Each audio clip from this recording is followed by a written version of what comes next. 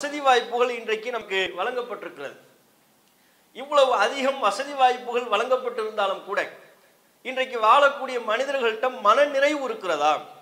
ஒரு அதிகமாக பொருளாதாரத்தை சம்பாதிக்கிறார், அதிகமான வசதி வாய்ப்புகளோடு, இப்போது நாம் சொல்லுகிற நம்முடைய முன்னோர்கள் காணாத வசதி வாய்ப்புகள், நம்முடைய முன்னோர்கள் அடையாத வசதி வாய்ப்புகள். அவங்க 2 கை பழைய சோறு சாப்பிடுவாங்க, வயிறு நிரப்பி அல்ஹம்துலில்லாஹ்னு போயிடுவாங்க. இன்னைக்கு நாம் எவ்வளவு சாப்பிட்டாலும், உணவுல எவ்வளவு சாப்பிட்டாலும் ஒரு போதாமை இருப்பதை நம்ம பார்க்கலாம் பல பேரிடத்துல. அப்ப நம்முடைய முன்னோர்கள் காணாத வசதி வாய்ப்புகள் இன்றைக்கு இருந்தும் கூட மன நிறைவு இருக்கிறதா? அப்படியான செல்வ செழிப்பில் வாழக்கூடிய ஒருவர்கிட்ட நாம கேட்கிறோம், என்ன வாழ்க்கை எப்படி இருக்கு, எப்படி போயிட்டு இருக்கிறீங்க, உங்க வாழ்க்கை எப்படி போகிறது அப்படின்னு கேட்டா ஒரு மன நிறைவான பதில் அவர்களின் தரப்பிலிருந்து வருகிறதா, அல்லது சலிப்போடு மன வெறுப்போடு அவருடைய பதில் அமைகிறதா? பெரும்பாலும் ஒரு சலிப்பு தட்டக்கூடிய பதில தான். ஏதோ வாழ்க்கை போகுது பயங்குவார், ரப்பர் செருப்பு போடல, நல்ல செருப்பு, நல்ல ஆடைகள், வேலைக்கு உணவு, வகை வகையான, ஒவ்வொரு நாளும் ஒவ்வொரு வகையான உணவுகளை சாப்பிட்டுக்கிட்டு இருக்கிறோம். நம்ம முன்னோர்கள் பட்ட கஷ்டத்துல ஒரு 10% கூட நம்ம இப்ப பட்டிருக்க மாட்டோம். ஆனா நம்ம வாயிலிருந்து பதில் வருகிறது. நம்முடைய வாழ்க்கையை பற்றி கேட்கும் போது நம்ம பதில் சொல்றோம், ஏதோ போகுது பாய், ஏதோ ஓட்டிக்கிட்டு இருக்கிறோம் அப்படின்னு சொல்லக்கூடிய ஒரு நிலையை எல்லோரும் பலரும் நாம உணர்வதை நீங்க பார்க்கலாம். அப்ப இதுக்கு என்ன அர்த்தம்?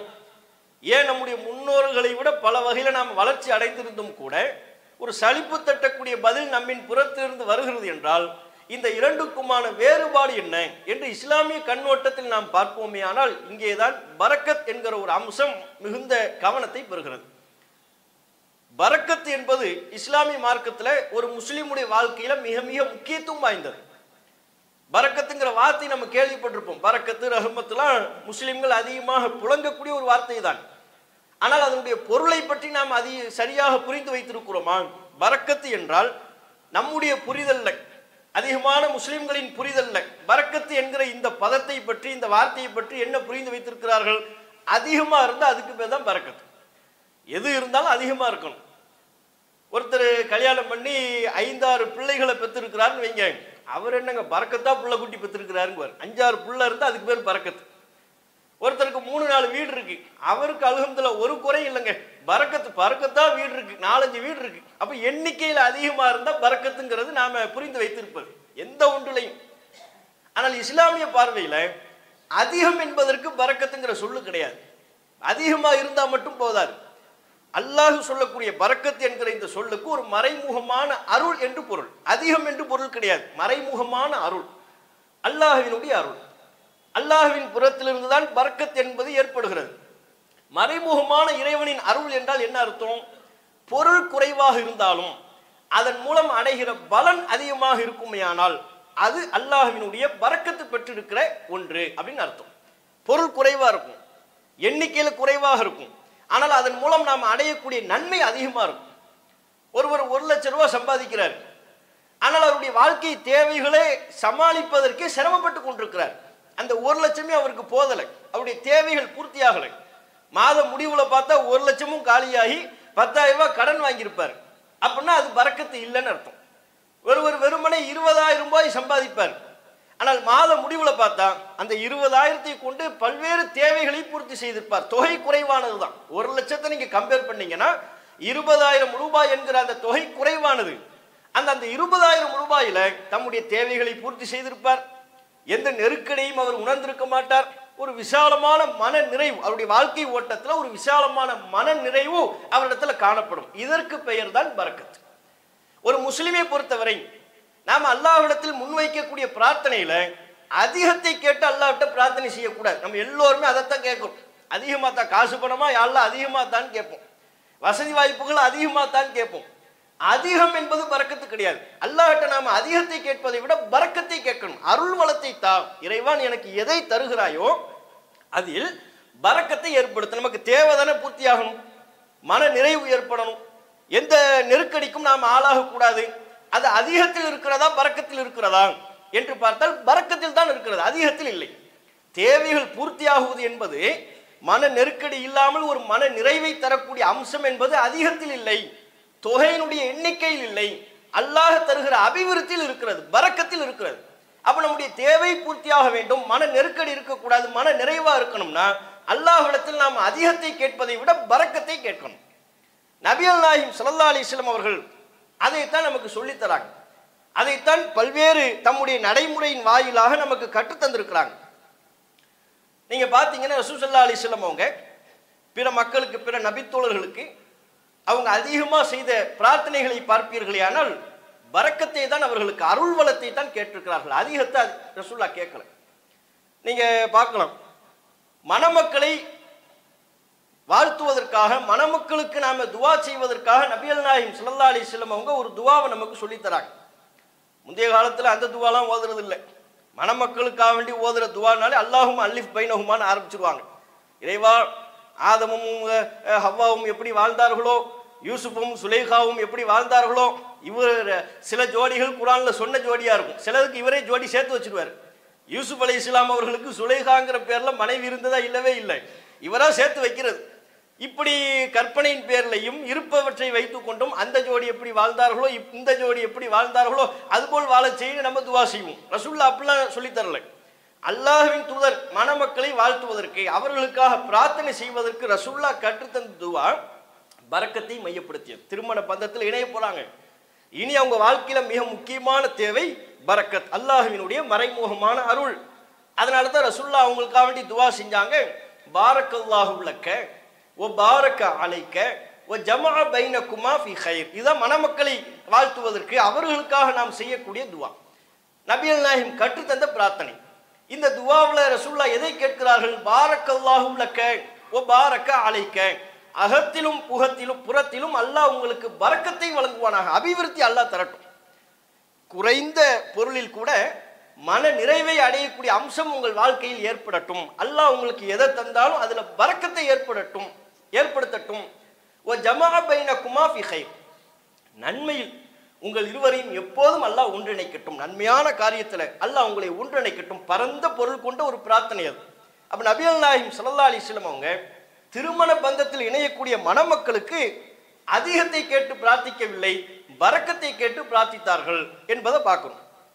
அதே போல ரசூலுல்லாஹ் தமக்காக வேண்டி ஸலவாத்து ஓதுவதை நமக்கு கற்றுத்தந்தாங்க. ரசூலுல்லாஹ் அவங்களுக்காக வேண்டி துவா செய்யணுங்கிறதையும் நமக்கு சொல்லி தந்தாங்க. அவங்களுக்காக நாம செய்யக்கூடிய துவாவிலையும் என்ன இருக்கிறது? பரக்கத்தை தான் கேட்கிறோம். அல்லாஹும்ம ஸல்லி அலா முஹம்மதின் வ அலா ஆலி முஹம்மதின் கமா ஸல்லைத அலா இப்ராஹிம் வ அலா ஆலி இப்ராஹிம் இன்னக்க ஹமீதும் மஜீத். ஸலவாத் அல்லாஹ்வுக்கு அருள், ரசூல் ஸல்லல்லாஹு அலைஹி வஸல்லம் அவர்களுக்கும் அவங்க குடும்பத்தாருக்கும் அல்லாஹ் அருள் புரியட்டும் அப்படின்னு கேட்கிற முதல் பகுதி. அதற்கு பிறகு என்ன? அல்லாஹும்ம பாரிக் அலா முஹம்மதின் வ அலா ஆலி முஹம்மதின் கமா பாரக்த அலா இப்ராஹிம் வ அலா ஆலி இப்ராஹிம் இன்னக்க ஹமீதும் மஜீத். இறைவா, இப்ராஹிம் அலைஹிஸ்ஸலாம் அவர்களுக்கும் அவர்களின் குடும்பத்தாருக்கும் நீ எப்படி பரக்கத்தை பொழிந்தாயோ, அருள் வளத்தை பொழிந்தாயோ, அதுபோல் எங்கள் நபிகள் நாயகம் ஸல்லல்லாஹு அலைஹி வஸல்லம் அவர்களுக்கும் அவர்களின் குடும்பத்தாருக்கும் நீ பரக்கத்தை பொழி, அபிவிருத்தியை ஏற்படுத்து. இப்ராஹிம் நபியினுடைய குடும்பத்துல ஒரு பரக்கத்து இருந்ததாக நபிகள் நாயகம் ஸல்லல்லாஹு அலைஹி வஸல்லம் அவங்க நமக்கு சொல்லித் தராங்க. அவங்க வாழ்க்கையில பார்த்தாலும் அது நமக்கு தெரியும். குறைந்த விஷயங்களை கொண்டு தம்முடைய வாழ்க்கையை அவங்க தேவையை பூர்த்தி செய்து கொண்டார்கள். எது இல்லை என்றாலும் அதை அவங்க அலட்டி கொண்டதே கிடையாது. நெருக்கடி ஏற்பட்டா கூட அவங்க நெருக்கடியை உணரல. தேவைகள் தங்களுடைய தேவைகளை சுருக்கி கொண்டார்கள், கிடைப்பவற்றை கொண்டு தேவைகளை பூர்த்தி செய்து கொண்டார்கள். அல்லாஹ் அவர்களுடைய குடும்பத்தில் ஒரு மிகப்பெரிய அபிவிருத்தியை ஏற்படுத்தினான். அப்ப இதை ரசூலுல்லாஹ் பார்க்கறாங்க. இப்ராஹிம் நபியினுடைய குடும்பத்தில் ஒரு பரக்கத்து இருக்கு, அந்த பரக்கத்து நமக்கு வேணும், எனக்கு வேணும், என் குடும்பத்தாருக்கு வேணும், அதை நீங்கள் அல்லாஹ்விடத்தில் கேட்டு பிரார்த்தனை செய்யுங்கள் என்று ரசூல் ஸல்லல்லாஹு அலைஹி வஸல்லம் அவங்க தமக்காக வேண்டி நமக்கு துவா செய்ய சொல்றாங்க. அப்ப அங்கேயும் நாம நபிகள் நாயகத்திற்காக பரக்கத் என்கிற அந்த அபிவிருத்தியை தான் கேட்கிறோம் அப்படிங்கிறத பார்க்கணும். அதே போல நபிகள் நாயகம் ஸல்லல்லாஹு அலைஹி வஸல்லம் அவங்க மக்காவிலிருந்து மதீனாவுக்கு ஹிஜ்ரத் புனித பயணம் மேற்கொண்டு போறாங்க. பொதுவா எந்த ஒரு நபரா இருந்தாலும் தாம் பிறந்து வளர்ந்து நீண்ட காலம் தங்கியிருந்த ஊரை விட்டுட்டு போறதுங்கிறது சாதாரணமான விஷயம் கிடையாது. அது ரொம்ப மனதை பிழியக்கூடிய, வருடக்கூடிய ஒரு அம்சம்.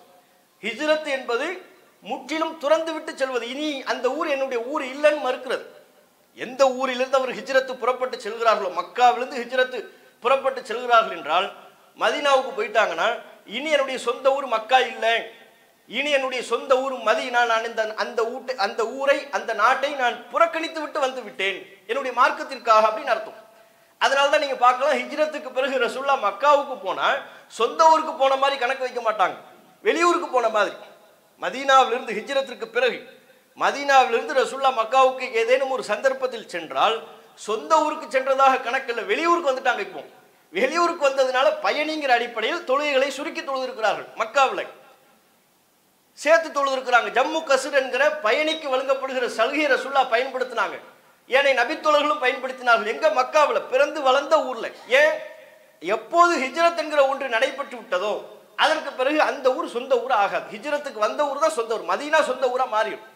இருந்தாலும் துவக்கத்தில் ஒரு பெரிய மனவேதனை, அதை விட்டுட்டு போறதுங்கிறது ஒரு சாதாரணமான விஷயம் இல்லை.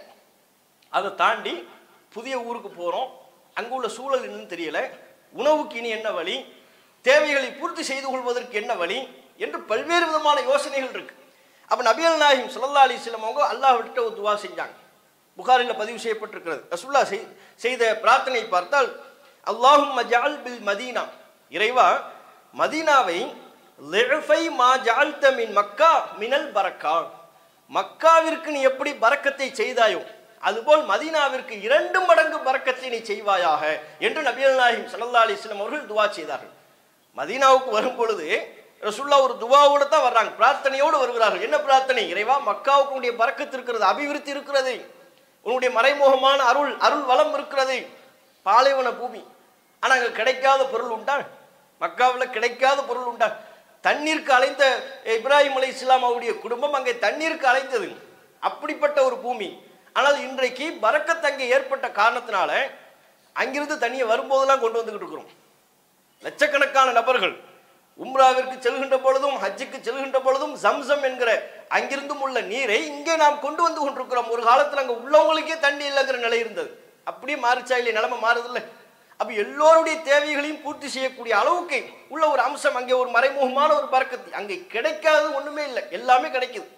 அப்ப மக்காவில் நீ எப்படி பரக்கத்தை செய்தாயோ அதுபோல் மதீனாவிற்கு நீ பரக்கத்தை ஏற்படுத்தி 2 மடங்கு பரக்கத்தை ஏற்படுத்து. அல்லாஹும்ம ஜஅல் பில் மதீனத்தி லிஃபை மா ஜஅல்த மின் மக்கா மினல் பரக்கா, மக்காவிற்கு நீ ஏற்படுத்திய பரக்கத்தை போல 2 மடங்கு பரக்கத்தை மதீனாவிற்கு ஏற்படுத்த ரசூல் ஸல்லல்லாஹு அலைஹி வஸல்லம் அவங்க துஆ செஞ்சாங்க. அந்த துஆவின் விளைவாகத்தான் நீங்க பார்க்கலாம், மதீனாவுக்கு ரசூலுல்லாஹ் சஹாபாக்கள்லாம் வந்ததற்கு பிறகு அகதியா வர்றாங்க, ஒண்ணுமில்லாம வர்றாங்க. ஆனா பசி பட்டினியில் இருந்தாங்களா? அங்குள்ள அன்சாரி நபித்தோழர்கள் தங்களிடம் உள்ள உணவுகளை பகிர்ந்து கொண்டார்கள். இருவரின் உணவு மூவருக்கு போதுமானது என்கிற அடிப்படையில் அல்லாஹ் ஒரு மறைமுகமான அருள் வளத்தை ஏற்படுத்துவான் என்கிற அடிப்படையில் 2 பேருக்கு சாப்பாடு இருந்தால் அதை 3 பேர் சாப்பிட்டு கொண்டார்கள். மூவருக்கு உணவு இருந்தால் அதை 4 பேர் சாப்பிட்டு கொண்டார்கள். பேரித்தம்பழங்களை கொண்டே தம்முடைய வயிற்று பசியை போதுமாக்கி கொண்டார்கள். பாலை கொண்டு தம்முடைய வயிற்று பசியை போதுமாக்கி கொண்டார்கள். ஒரு பெரிய அருள் வளம் மதீனாவில் கிடைத்தது. நபிகள் நாயகம் ஸல்லல்லாஹு அலைஹி வஸல்லம் அவருடைய துஆ பரக்கத்தால் பரக்கத்துக்கு கிடைத்தது. ரசூலுல்லாஹ்வுடைய துஆவின் மூலம் அல்லாஹ் ரப்புல் ஆலமீன் மதீனாவிற்கு ஒரு பரக்கத்தை கொடுத்துட்டான். அங்குள்ள மக்காவிலிருந்து ஹிஜ்ரத் பண்ணி வரக்கூடிய சஹாபாக்கள் அங்க தம்முடைய வாழ்க்கையை இலகுவாக ஓட்டுவதற்குரிய தேவையை பூர்த்தி செய்து வைக்கலாம். அதே போல மதீனாவில் உள்ளவங்க அவங்க தானே தம்முடைய சொத்துக்களை கொடுக்கணும், தம்முடைய பொருளாதாரத்தை கொடுக்கணும், அவங்க வரக்கூடியவங்க தங்குவதற்குரிய ஏற்பாடுகளை செய்யணும். அதையெல்லாம் செய்வதற்கு அவங்க எந்த விதமான மன நெருக்கடிக்கும் உள்ளாகல. காரணம் பரக்கத்து அருள்வளம் ஏற்பட்டு விட்டது. கொடுத்தா குறைஞ்சிருங்கிற எண்ணம் அவங்களுக்கு வரல. நம்ம கொடுத்துட்டோம்னா குறைஞ்சிருமே, நமக்கு சாப்பாடு இல்லாம போயிருமே, நம்ம பிள்ளைகளுக்கு சாப்பாடு இல்லாம போயிருமே, அந்த எண்ணமே வரல. கொடுத்தா அல்லாஹ் நமக்கு தருவாங்கிற ஒரு மனநிறைவு அவர்களுக்கு ஏற்பட்டு விட்டது. எவ்வளவு பேர் வந்தாலும் அரவணைப்பதற்கு நாங்கள் தயார். மக்காவில் இருந்து எத்தனை நபித்தோழர்கள் எத்தனை மோமின்கள் இங்கே வந்தாலும் அவர்களை நாங்கள் அரவணைப்பதற்கு தயார் என்று சொல்லக்கூடிய வகையில ஒரு மனம் விசாலமாகும். இதுதான் பரக்கத்து, இது வேணும். நமக்கு எவ்வளவுதான் அதிகமா இருந்தாலும் மன நெருக்கடியில் ஒருவர் இருப்பார், ஆனால் அதற்கு போதலையே, இது பத்தலையே, அந்த தேவை பூர்த்தியாகலை, இந்த தேவை பூர்த்தியாகலை என்கிற ஒரு நிலை, ஒரு புலம்பக்கூடிய ஒரு நிலை இருக்குமே. ஆனால் நம்முடைய வாழ்வாதாரத்தில் அல்லாஹ் நமக்கு தரக்கூடிய ரிஸ்க்ல பரக்கத்து இல்லைன்னு அர்த்தம். அதுவே குறைந்த அளவுல அல்லாஹ் தந்தாலும் ஒரு மன நிறைவை அல்லாஹ் நமக்கு ஏற்படுத்துவானே, ஆனால் அந்த ரிஸ்கில் அல்லாஹ் நமக்கு தரக்கூடிய அந்த வாழ்வாதாரத்தில் பரக்கத்து இருக்கிறது என்று அர்த்தம். அப்ப நம்ம பரக்கத்தை அல்லாஹ்ட்ட கேட்கணும். அதைத்தான் நபிகள் நாயகம் ஸல்லல்லாஹு அலைஹி வஸல்லம் அவங்க கேட்கிறாங்கிறத பார்க்கணும். அது மாதிரி ரசூலுல்லாஹ் சொன்னாங்க, உங்களை ஒருவர் சாப்பிட்டுக்கிட்டு இருக்கிறீங்க, ஒரு கையிலிருந்து சாப்பிடுற உணவு கீழே விழுந்து விட்டது, அதை விட்டுறாதீங்க, எடுங்க. அதில் அசுத்தம் இருந்தால் அசுத்தத்தை நீக்கி சாப்பிட்ருங்க. தம்முடைய உணவு தட்டில் எந்த உணவையும் அவர் மிச்சம் வைக்க வேண்டாம், வலித்து சாப்பிடுங்க. கை விரல்களில் உள்ள கொஞ்சம் மிச்சம் சாப்பாடு இருக்கும்ல, அதை கூட விட்டு விடாதீர்கள், விரல்களையும் வலித்துக் கொள்ளுங்கள், விரலை நன்றாக சூப்பி வலித்து விடுங்கள், உணவு தட்டை வலித்து விடுங்கள். கீழே உணவு விழுந்து விடுமையானால் அசுத்தம் பட்டுச்சுன்னா விட்டுறலாம், அதை எடுக்கணுங்கிற அவசியம் இல்லை. ஒரு பழம் சாக்கடையில் விழுந்துருச்சு, அது அசுத்தமாகி விட்டது, முடிந்து விட்டது. சாப்பிட்டு இருக்கும்போது கீழே அசுத்தம் நிறைந்த பகுதியில் உணவு விழுந்து விட்டது, அசுத்தமாகி விட்டது, அதை விட்டுறலாம். அசுத்தத்தை போக்கலாம்ங்கிற நிலை இருக்கும். ஆனால் ஒரு கவலை உணவு கீழே விழுந்து விட்டது, கீழே பெரிய அசுத்தம்லாம் இல்லை, லேசாக தூசி இருக்கு, தட்டினா சாப்பிட்றலாம்னா அதை எடுத்து சாப்பிட்ருங்க. நபிகள் நாயகம் ஸல்லல்லாஹு அலைஹி வஸல்லம் அவங்க சொன்னாங்க, எந்த உணவில் பரக்கத்து இருக்கிறது என்று அவருக்கு தெரியாது அப்படின்னு நாங்கள் ரசூலுல்லாஹ் இந்த நடைமுறையை கடைபிடிக்க சொல்லிவிட்டு ரசூலுல்லாஹ் காரணம் சொல்றாங்க. நீங்க சாப்பிட்றீங்கல்ல, அல்லாஹ் நடுவில் அருள் வளத்தை உண்டாக்கும். நம்ம தட்டில் உணவு இருக்கும் பொழுது சாப்பிட்டுக்கிட்டு இருக்கிறோம், நடுவில் அல்லாஹ் பரக்கத்தை தருவானோ, நமக்கு தெரியாம, கண்ணுக்கு தெரியாம மறைமுகமான அருள். அந்த பரக்கத்து எந்த உணவில் தங்கி இருக்கிறது என்று தெரியாது. ஆகவே தட்டில் எந்த உணவையும் மிச்சம் வைக்காதீங்க, கீழே விழுகிற உணவை விட்டுறாதீங்க. அசுத்தம் குறைவாக இருக்கும் யானால், அசுத்தம் இல்லாமல் இருக்கும் யானால் அதை துடைத்து விட்டு சாப்பிடுங்க. விரல்களில் உள்ள மிச்சத்தை எல்லாம் விட்டுறாதீங்க, அதையெல்லாம் சாப்பிடுங்க. இன்னைக்கு நிறைய பேர் பார்க்கலாம், கையில் சாப்பிட்டுருப்பாரு, சாப்பிட்டு அது ஃபுல்லாக ஏராளமான பருக்கைகள் இருக்கும், சோறுகள் இருக்கும், அதோட போய் கையை கழுவும். தட்டில் ஏராளமான உணவுகள் இருக்கும், அது அப்படியே கொட்டக்கூடிய நிலை ஏற்படும். அரிதான சில சந்தர்ப்பங்கள் என்பதை தாண்டி நாம் நம்மில் பலர் அதை அன்றாடமாக்கி விட்டோம். எவ்வளவுக்கு தேவையோ அதை விட கூடுதலாக வைப்போம். இன்னும் சில பேர் என்ன செய்வாங்கன்னா, தட்டை காலி ஆக்கிட்டு சாப்பாடு வைக்கக்கூடாது. இவரா ஒரு நம்பிக்கையை உருவாக்குறது, தட்டை காலியாக்கி சாப்பாடு வைக்கக்கூடாது, தட்டில் கொஞ்சம் சோறு இருக்கும்போது தான் இன்னும் கொஞ்சம் சோறு வைக்கணும்.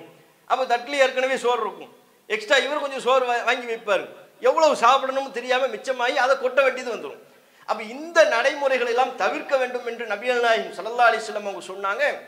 அதுக்கு காரணமாக ரசூலுல்லாஹ் சொன்னது, எந்த உணவுல பரக்கத்து இருக்கும்னு தெரியாதுங்க, விட்டுறாதீங்க, விரல்களை நன்றாக சூப்பிக் கொள்ளுங்கள், தட்டை வலித்துக் கொள்ளுங்கள், கீழே விழுந்த உணவு அசுத்தம் இருக்கிறதான்னு பார்த்து அதை சாப்பிட்டுருங்க. எந்த அரிசியில் எந்த உணவில் அல்லாஹ் நமக்கு பரக்கத்தை வச்சிருப்பான்னு தெரியாது. அப்ப நபிகள் நாயகம் ஸல்லல்லாஹு அலைஹி வஸல்லம் அவங்க அல்லாஹ்வின் புறத்திலிருந்து மறைமுகமான பரக்கத்தை பெறுவதற்கு இந்த ஒரு நடைமுறையை நமக்கு சொல்லித்தராங்கிறத பார்க்கணும். அப்துல்லா பின் புஸ்ர் என்கிற ஒரு சஹாபி, ஒரு நபித்தோழர், ரசூலுல்லாஹ்வுக்கு ஒரு விருந்து வச்சாங்க. வாங்க எங்கள் வீட்டுக்கு வாங்க, வந்து சாப்பிடுங்கன்னாங்க. ரசூலுல்லாஹ் அவங்க வீட்டுக்கு போனாங்க, சாப்பிட்டாங்க. பேரிச்சம்பழம் ஏனைய அவங்க வீட்டில் உள்ள உணவையெல்லாம் கொடுத்தாரு. சாப்பிட்டு முடிச்சுட்டு போகும்போது அந்த நபித்தோழர், அல்லாஹ்வின் தூதர் எங்களுக்காண்டி துவா செய்யுங்கன்னு கேட்டாங்க. அப்போ நபிகள் நாயகம் ஸல்லல்லாஹு அலைஹி வஸல்லம் அவங்க துவா செஞ்சாங்க, அல்லாஹும்ம பாரிக் லஹும் ஃபீமா ரஸக்தஹும் வக்ஃபிர் லஹும் வர்ஹம்ஹும். இறைவா, இவர்களுக்கு நீ எதை ரிஸ்காக வழங்குகிறாயோ அதில் அபிவிருத்தியை ஏற்படுத்து, இவர்களுக்கு நீ கொடுப்பவற்றில் பரக்கத்தை உண்டாக்கு, இவருடைய பாவங்களை மன்னித்து விடு, இவர்களுக்கு அருள் செய் என்கிற இந்த பிரார்த்தனை நபிகள் நாயகம் ஸல்லல்லாஹு அலைஹி வஸல்லம் அவங்க செய்தார்கள். அப்போ ரசூல் ஸல்லல்லாஹு அலைஹி வஸல்லம் அவங்க நபித்தோழர்களுக்கு செய்த பிரார்த்தனைகளில் மிக முக்கியமானது பரக்கத்து தான். தம்முடைய வாழ்க்கையில் அதைத்தான் ரசூலுல்லாஹ் எதிர்பார்த்தாங்க, அதைத்தான் அல்லாஹ்ட்ட கேட்டாங்க. தம்முடைய தோழர்களுக்கும் அதே பரக்கத்தை தான் கேட்டார்கள். அதனால தான் அவங்க வாழ்க்கையிலே ஒரு பரக்கத்து இருக்கு, உணவுல பரக்கத்து இருக்கு, நேரத்தில் பரக்கத்து இருக்கு. குறைந்த காலம்தான். நீங்க ரசூலுல்லாஹ்வுடைய வாழ்க்கையை பார்த்தாலும் சரி, நபியாக ரசூலுல்லாஹ்வுடைய ஒட்டுமொத்த வாழ்க்கை எத்தனை வருஷம்? 23 வருஷம். அந்த 23 ஆண்டு காலத்தில் ரசூலுல்லாஹ் ஏற்படுத்திய புரட்சிகள், நபிகள் நாயகம் ஏற்படுத்திய மாற்றங்கள், கால அளவு பார்த்தீங்கன்னா ரொம்ப வெறும் 23 வருஷம் தான். அந்த 23 வருஷத்துல ஒரு சமுதாயத்தையே புரட்டி போடுறாங்க. அவர்களின் கலாச்சாரத்தை மாற்றுகிறார்கள், அவர்களுடைய வாழ்வியலை மாற்றுகிறார்கள், ஒரு பெரும் தாக்கத்தை செலுத்துகிறார்கள், மிகப்பெரிய புரட்சியை உண்டாக்குறாங்க. 23 வருஷத்துல அது சாத்தியமாகி விடுகிறது ரசூலுல்லாஹ். ஆனா இன்னைக்கு நமக்கு, நாம இஸ்லாத்துல இருப்பதாக சொல்லிக்கொண்டே எவ்வளவு காலம் இருப்போம்? 40 வருஷமா நாங்க இஸ்லாத்துல இருக்கிறோம், 60 வருஷமா நாங்க இஸ்லாத்துல இருக்கிறோம், பரம்பரையா நாங்க இஸ்லாத்துல இருக்கிறோம்னு சொல்றோம். நம்ம காலத்தில் அப்படிப்பட்ட ஒரு பரக்கத்தை நம்ம பார்க்கிறோமா? குறைந்த கால அவகாசத்தில் நிறைய மாற்றங்களை ஏற்படுத்தக்கூடிய அளவிற்கு, குறைந்த கால அவகாசத்தில் குறைந்த நேரத்தில் ஏராளமான நன்மைகளை செய்யக்கூடிய அளவிற்கு நம்முடைய நேரத்தில் ஒரு பரக்கத்தை நம்ம பார்க்கிறோமா? நம்முடைய உணவுல பரக்கத்தை நாம இருக்கிறது, நம்முடைய ரிஸ்கில் அல்லாஹ் நமக்கு தரக்கூடிய வாழ்வாதாரத்தில் பரக்கத்து இருப்பதை பார்க்கிறோமா? ரசூலுல்லாஹ்வுடைய காலத்தில் ஏராளமான நபித்தோழர்கள், அவங்க வாழ்ந்த காலமே சொற்ப காலம், மோமின்களாக முஸ்லிம்களாக அவர்கள் வாழ்ந்த காலம் மிக மிக குறைவான காலம். ஆனால் அல்லாஹ்வுடைய பரக்கத்தை பெற்ற காரணத்தினால் இறைவனின் அருளுக்குரிய ஏராளமான காரியங்களை செய்தார்கள். இறைவனின் அருளை பெறக்கூடிய வகையில் தம்முடைய செயல்பாடுகளை குறைந்த கால அவகாசத்தில் அமைத்துக் கொண்டார்கள். அப்படியான செயல்பாடுகள் நம்மிடத்தில் இருக்குதா என்று நம்ம யோசிக்கணும். அப்போ பரக்கத்து தான் முக்கியம், அதிகம் முக்கியம் அல்ல, பரக்கத்து முக்கியம். இந்த சிந்தனை ஒவ்வொரு முஸ்லிமுடைய உள்ளத்திலையும் இருக்கணும். அந்த பரக்கத்தை பெறுவதற்கு ரசூலுல்லாஹ் நமக்கு பல்வேறு வழிமுறைகளை கற்றுத்தந்தாலும் பிரதானமான வழிமுறை பேராசை நம்முடைய உள்ளத்தில் இருக்கக்கூடாது. அதிகம் வேணும் அதிகம் வேணுங்கிற எண்ணம் இல்லாவிட்டாலே அல்லாஹ் பரக்கத்தை தந்துடுவான். நபிகள் நாயகம் ஸல்லல்லாஹு அலைஹி வஸல்லம் அவங்க இடத்துல ஹக்கீம் பின் ஹிசாம் என்கிற ஒரு நபித்தோழர் ரசூலுல்லாஹ்ட்ட உதவி கேட்குறாங்க. அல்லாஹ்வின் தூதர் எனக்கு ஏதாவது தாங்கன்னு கேட்குறாங்க. ரசூலுல்லாஹ் பொது நிதியிலேருந்து எடுத்து கொடுத்தாங்க. இன்னும் வேணும்னு கேட்டாங்க, இன்னும் எடுத்து கொடுத்தாங்க. மூன்றாவது முறையும் கேட்டார், இன்னும் வேணும்னா கொஞ்சம் தாங்க, எடுத்து கொடுத்தாங்க. 3 முறை ரசூலுல்லாஹ் கொடுத்து விட்டு ஹக்கீம் என்கிற அந்த நபித்தோழருக்கு ரசூலுல்லாஹ் சொன்னாங்க, யா ஹக்கீம், ஹக்கீம் அவர்களே, இன்ன துன்யா இன்ன ஹாதல் மால், இந்த பொருளாதாரம் என்பது ஹதீரத்துன் ஹுல்வான், பசுமையானது, பார்க்க நல்லா இருக்கும். காசு பணம்ங்கிறதுலாம் பார்க்க நல்லா இருக்கும். ஹுல்வத்துன் இனிப்பானது, ரொம்ப சுவையாத்தான் தெரியும். ஃபமன் அஹதஹு பி சகாவத்தி நஃப்ஸின், இந்த பொருளாதாரத்தை போதும் என்கிற மனதோடு யார் எடுத்துக்கொள்கிறாரோ பூரிக்க லஹு ஃபீஹி, அந்த பொருளாதாரத்தில் அல்லாஹ் பரக்கத்தை ஏற்படுத்துவான். ஒமன் அஹதஹு, யார் அதனை எடுத்துக்கொள்கிறாரோ பி இஸ்ராஃபி நஃப்ஸின், இன்னும் வேண்டும் இன்னும் வேண்டும் என்கிற வேணும் வேணும்ங்கிற மனப்பான்மையில் யார் இந்த பொருளாதாரத்தை எடுத்துக்கொள்கிறாரோ லம் யுபாரக் லஹு ஃபீஹி, அதில் அவருக்கு அல்லாஹ் பரக்கத்தை ஏற்படுத்த மாட்டான். முஸ்லிம்ல புகார்ல பதிவு செய்யப்பட்ட ஹதீஸ். அப்ப நபிகள் நாயகம் ஸல்லல்லாஹு அலைஹி வஸல்லம் அவங்க நமக்கு அல்லாஹ் தருகிற பொருளாதாரத்துல, வாழ்வாதாரத்துல, ரிஸ்க்ல பரக்கத்து ஏற்படணும்னா அதுக்கு ரசூலுல்லாஹ் சொல்லி தரக்கூடிய வழிமுறை என்ன? போதுங்கிற மனநிறைவோடு, எனக்கு இது போதும் என்கிற மனநிலையில பொருளாதாரத்தின் மீதான பேராசையை வளர்த்துக் கொள்ளாமல் நாம் நம்முடைய செயல்பாடுகளை அமைத்துக் கொள்வோமையானால் அல்லாஹ் எனக்கு எதை தருகிறானோ அது போதும், அல்லாஹ் எனக்கு எதை தர்றானோ அது போதுங்கிற மனநிலை இருக்குமையானால் அல்லாஹ் தர்றதுல பரக்கத்து இருக்கும். அது போதலை, இது பத்தலை, அது பத்தலை என்று சலித்து கொண்டும் வெறுத்து கொண்டும் நம்முடைய பதில்களை அமைத்துக் கொள்வோமையானால், நம்முடைய மனநிலையை வைத்துக் கொள்வோமையானால் அல்லாஹ் அதுல பரக்கத்தை ஏற்படுத்த மாட்டான். அதனால தான் கோடீஸ்வரர்களெல்லாம் நீங்க பாருங்க, நம்ம பார்வையில் பெரிய பெரிய லட்சாதிபதிகளாக கோடீஸ்வரர்களாக தெரிவார்கள். ஆனா பத்தலைன்னு இருப்பாங்க. போதலையே, அதுக்கு பத்தலை, இதுக்கு பத்தலை, அந்த தேவை நிறைவேறலை, இந்த தேவை நிறைவேறலை, எல்லா விதமான பொருளாதார வசதி வாய்ப்புகள் அவர்களுக்கு திறந்து விடப்பட்டும் உள்ளம் விசாலமாகவில்லை, மன நிறைவு அவர்களுக்கு வழங்கப்படவில்லை. காரணம், பரக்கத்தை அல்லாஹ் எடுத்துட்டான். எந்த ரிஸ்கில் அல்லாஹ் பரக்கத்தை வைக்கிறானோ குறைவா இருந்தால் நமக்கு மன நிறைவு ஏற்பட்டுரும். அப்ப அதற்கு இந்த போதும் என்கிற மனநிலை, பேராசையற்ற மனநிலை, இதை வளர்த்துக் கொள்ள வேண்டும் என்று நபிகள் நாயகம் ஸல்லல்லாஹு அலைஹி வஸல்லம் அவங்க நமக்கு சொல்லித்தராங்க. அதே போல ரசூலுல்லாஹ் இன்னும் சொன்னாங்க, இன்னொரு வழிமுறையா, யார் அல்லாஹ் தரக்கூடிய ரிஸ்கில் பரக்கத்து வேண்டும் என்று விரும்புகிறாரோ, அத்தோடு தம்முடைய ஆயுள் காலம் அதிகரிக்கப்பட வேண்டும் என்றும் விரும்புகிறாரோ, 2 விஷயம், அல்லாஹ் நமக்கு தரக்கூடிய ரிஸ்கில் பரக்கத்து, ஆயுள் காலம் அதிகரிப்பு, ரெண்டும் வேணும்னு ஒருத்தர் நினைச்சார்னா ஃபல் யஸில் ரஹிமஹு, அவர் தம்முடைய உறவை பேணி வாழட்டும். உறவை பேணுதல்ல கூட பரக்கத்து இருக்குங்கிறாங்க. சொந்த பந்தங்களை பேணி வாழ்ந்தா, சொந்த பந்த இரத்த பந்த உறவுகளை பேணி வாழ்வோமையானால் அதில் ஒரு பரக்கத்து இருக்கிறது. அதன் மூலம் அல்லாஹ் அவருக்கு தரக்கூடிய ரிஸ்க்ல பரக்கத்தை உண்டாக்கிடுவான். முஸ்லிம்ல பதிவு செய்யப்பட்ட ஹதீஸ். ஆனா இன்னைக்கு சொந்த பந்தங்களை பேணுதல்ங்கிறது இவருடைய பார்வையில் எது மட்டும்தான்? திருமணம் மட்டும்தான். திருமணம் வந்துருச்சுன்னா சொந்த பந்தத்தை பேணணும். அது திருமணம் எப்படி நடந்தாலும் சரி, பிரச்சனை இல்லை. மாப்பிள்ளை வந்து குதிரையில வந்தாலும் ஒட்டகத்துல வந்தாலும் எதுல வந்தாலும் பிரச்சனை இல்லை. விண்வெளியிலிருந்து ராக்கெட்ல மாப்பிள்ளை இறங்கினாலும் அவருக்கு பிரச்சனை இல்லை. திருமணம் வந்தா மட்டும் நாங்க சொந்த பந்தத்தை பேணுவோம் வாங்க. வேறு எந்த விஷயத்திலையும் கண்டுகொள்ள மாட்டார்கள். அது இல்லை, மார்க்கத்திற்கு எதிரான விஷயத்தில் சொந்த பந்தங்களை பேணுதல் கிடையாது. யதார்த்தமா மார்க்கத்திற்கு உட்பட்டு சொந்த பந்தங்களை எல்லா நன்மையான காரியங்களையும் அரவணைத்துக் கொள்ளக்கூடிய ஒரு போக்கு, அந்த ஒரு போக்கு நம்முடைய வாழ்க்கையில நாம கடைபிடிப்போமையானால் அது நமக்கு ரிஸ்க்ல பரக்கத்தை உண்டாக்கும் என்று நபிகள் நாயகம் ஸல்லல்லாஹு அலைஹி வஸல்லம் அவங்க நமக்கு சொல்லித்தராங்க. இப்படி ஒரு முஸ்லிம் தம்முடைய வாழ்க்கையில பரக்கத் என்கிற அல்லாஹ்வின் புறத்திலிருந்து கிடைக்கக்கூடிய மறைமுகமான அபிவிருத்தி, அதை முன்னிலைப்படுத்தி நம்முடைய வாழ்க்கையின் செயல்பாடுகளை அமைத்துக் கொள்ளணும். அதற்கு ரசூலுல்லாஹ் கற்றுத்தரக்கூடிய வழிமுறைகளை நம்முடைய வாழ்க்கையில பின்பற்றணும். அத்தகைய நன்மக்களாக அல்லாஹ் ரப்புல் ஆலமீன் நம் அனைவரையும் ஆக்கி அருள் புரிவானாக என்று கேட்டனுடைய முதல் உரையை நிறைவு செய்து கொள்கிறேன்.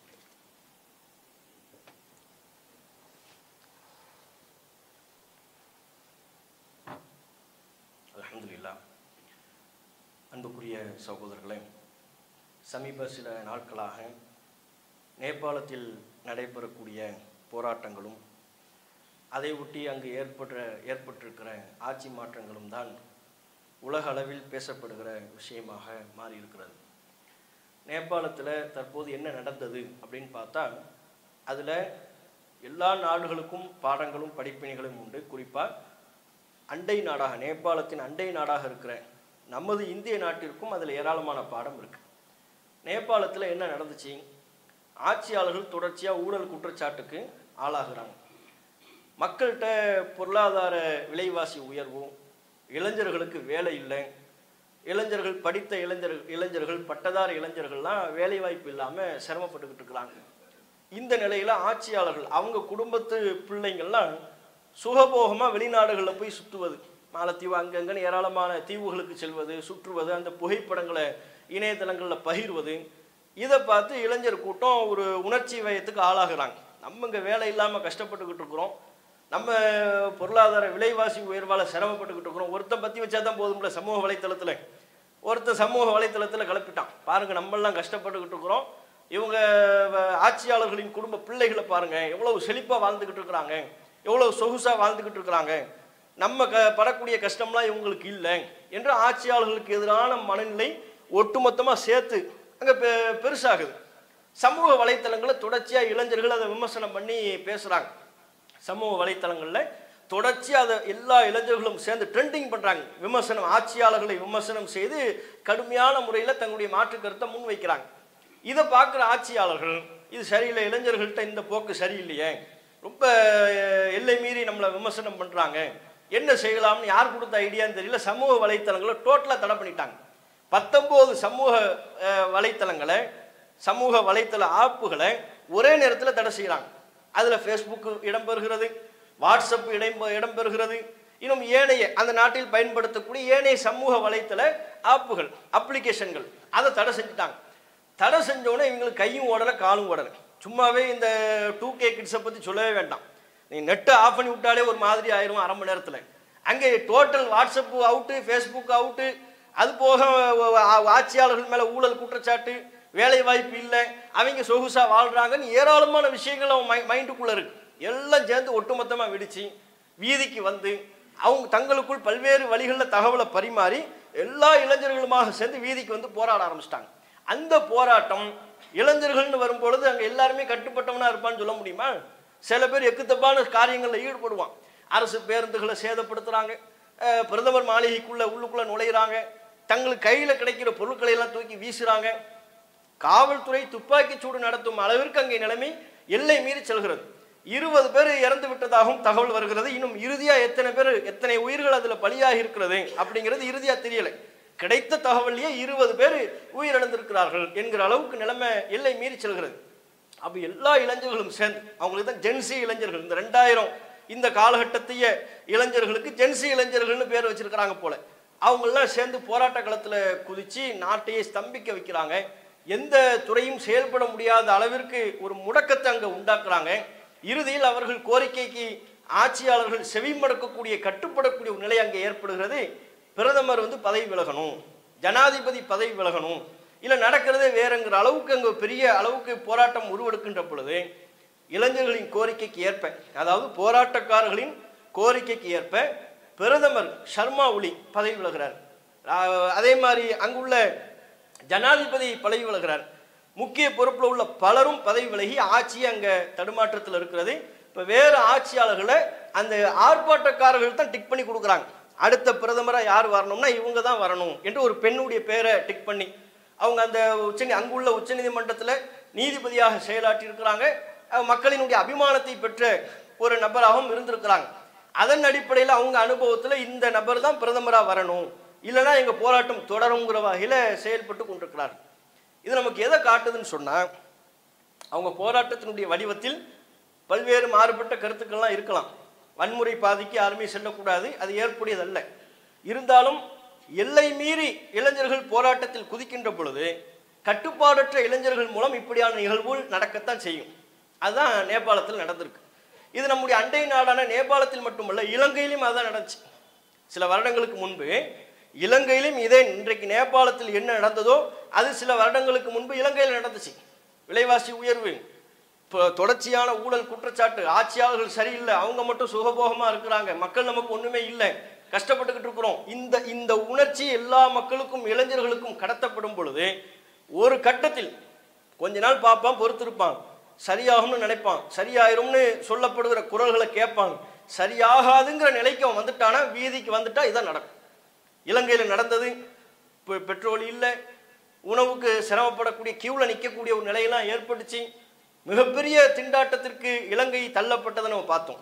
வங்கதேசம் தள்ளப்பட்டதை பார்த்தோம். வங்கதேசத்திலும் இதே போன்ற ஆட்சியாளர்களின் அடக்குமுறை சட்டங்கள், இளைஞர்களுடைய வேலை வாய்ப்பை பறிக்கக்கூடிய வகையிலான திட்டங்கள், இதையெல்லாம் பார்த்து போராட்ட களத்தில் வந்தாங்க. இலங்கையில் ஆட்சி மாற்றம் வங்கதேசத்திலையும் இதே போன்ற ஒரு நிலைமை ஏற்பட்டது, ஆட்சி மாற்றம் ஏற்பட்டது. அங்குள்ள பிரதமர் ஷேக் ஹசீனா அவங்க இந்தியாவுக்கு வந்து தஞ்சம் அடையக்கூடிய அளவிற்கு நிலைமை மாறி போனது. அப்போ சுற்றி பார்க்குறோம், இலங்கையில் அப்படிப்பட்ட ஒரு நிகழ்வு, சீரழிவு, வங்கதேசத்தில் அப்படிப்பட்ட ஒரு சீரழிவு, இப்போ நம்முடைய அண்டை நாடான மற்றொரு அண்டை நாடான நேபாளத்தில் அத்தகைய சீரழிவு. இதிலிருந்து இந்தியா பாடம் படிக்கணும். அமெரிக்கா போன்ற மேலை நாடுகளை பொறுத்தவரை நமக்கு அருகாமையில் உள்ள அண்டை நாடுகளினுடைய சீர்குலைவை அவங்க எதிர்பார்ப்பாங்க, விரும்புவாங்க. அதே போல இந்தியாவும் சீரழிய வேண்டும் என்று எதிர்பார்ப்பார்கள். அதற்காக எந்த எல்லைக்கும் செல்வார்கள். இப்போ சும்மாவே ஆகலை. இதற்கு முன்பு அமெரிக்காவில் உள்ள அதிபரும் நம்ம மோடிஜியும் ரொம்ப ஒட்டிக்கிட்டு இருந்தாங்க. இப்போ பார்த்தா என்ன, ரெண்டு பேரும் வெட்டிக்கிட்டு திரிந்து கொண்டிருக்கிறார்கள். இருவருக்கும் ஆகவில்லை என்பதை நம்ம பார்க்கிறோம். அப்போ இப்படியான போக்கு இருக்கின்ற பொழுது இந்த சந்தர்ப்பங்களை பயன்படுத்தி இந்தியாவிலும் இப்படிப்பட்ட நிகழ்வுகளை உண்டாக்குவதற்கு அமெரிக்கா போன்ற நாடுகள் பல்வேறு விதமான எதிர்வினைகளை உருவாக்குவதற்கு வாய்ப்பு உள்ளது. அது ஒரு பக்கம். இன்னொரு பக்கம் இயல்பாகவே இந்தியாவிலையும் அத்தகைய பிரச்சனைகள் இருக்கிறது. இளைஞர்கள்ட்ட, இலங்கையில் உள்ள இளைஞர்கள்ட்ட எந்த ஏக்கம் இருந்ததோ, நேபாளத்தில் உள்ள இளைஞர்கள்ட்ட எந்த எண்ணம் இருந்ததோ, வங்கதேசத்தில் உள்ள இளைஞர்களுக்கு எந்த எண்ணம் இருந்ததோ அதே போன்ற எண்ணம் சற்றும் குறையாமல் இந்திய இளைஞர்களுக்கும் இருக்கிறது.